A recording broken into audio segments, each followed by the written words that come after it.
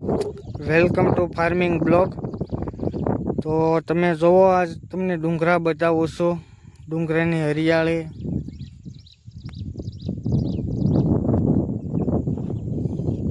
જોઈ જવો. આ ડુંગરાની હરિયાળી, આ અમારા ખેતર પાસેના ડુંગરા છે. એક નંબર વ્યૂ આવે અહીંયા. તમને ઘણી વસ્તુ આજ બતાવવાનો છું. ડુંગરાનો નજારો તમે જુઓ, એક નંબર નજારો આવે અહીં. ફોટો બોટો પાડવા માટે એકદમ હરિયાળી, ફૂલ લીલોતરી. ફોટો બોટો પાડો, મસ્ત વિડીયો આવે ફોટો શૂટ કરવા માટે. તમે જુઓ, એક નંબર. અત્યારે સાંજનું ટાણું છે. આ જો તમે, અમારો આશ્રમ છે અહીંયા, સોમગીરી આશ્રમ કહેવાય. અહીં માથે છે ઈ જોઈ જુઓ. આગળ આપણે જાવી. હવે પથ્થરમાંથી પાણી નીકળે, જેને ગુજરાતી ભાષામાં કહેવાય ક્ષીર ફૂટી. એ ક્ષીર જોવા આપણે જાવી. ક્ષીરમાંથી પાણી કઈ રીતે આવે, તો હાલો એ સાઈડ જાવી.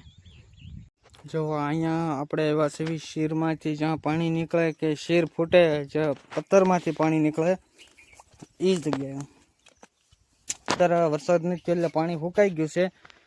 બાકી અહીંયા જુઓ તમે, આ પાણી આવે છે અહીંથી. આ પથ્થરની નીચેથી પાણી આવે, આની માલપાથી પાણી આવે. ઓ નાનું માછલું છે અહીંયા, વહી ગયું. આ પથ્થરમાંથી પાણી નીકળે. તો આ બિસ્લેરી કરતાં સારું પાણી આવે, સિરીઝ માટે બેસ્ટ પાણી આવે. જો આગળ જતા અંદર લાટ પાણી આવે, કેમ કે અહીં શીર ફૂટે, હર જગ્યાએ શીર ફૂટે.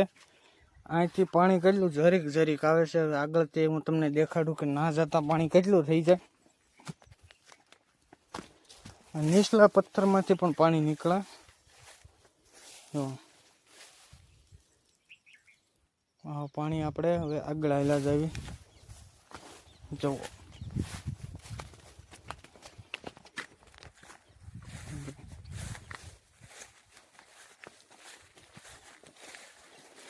ને બધી શીર ફૂટેલું પાણી હોય. અહીંયા માલઢોર સરવા આવે. આ વેચાણ પાણી હોય.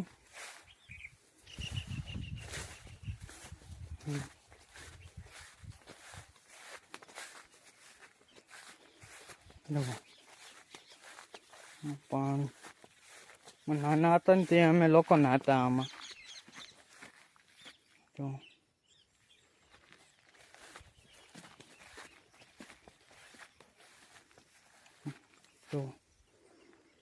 તો આપણે બ્લોક અહીંયા આપણો પૂરો કરવી. હવે કાલે એક બીજો બ્લોક ઉતારીને અપલોડ કરશું આપણે. તો આપણે તમને કેવો લાગ્યો અમારો ડુંગરા વિસ્તાર? આ ડુંગરાની ફૂલ બ્યુટીફુલ જગ્યા. તમને જો કોઈને ઝાડવાની ડુંગરાની એવો પ્લેસ હરિયાળી વાળો ગમતો હોય તો અહીં જરૂર આવજો. ફરવા માટે બેસ્ટ જગ્યા છે, એક નંબર.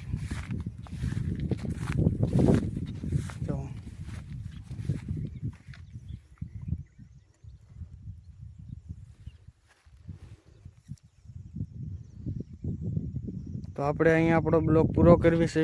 લાઈક કરજો, શેર કરજો ને સબસ્ક્રાઈબ કરજો, અને કોમેન્ટ કરજો જો તમને આમાંથી કાંઈ હોય, તમે આજુબાજુના ગામડા હોય તો.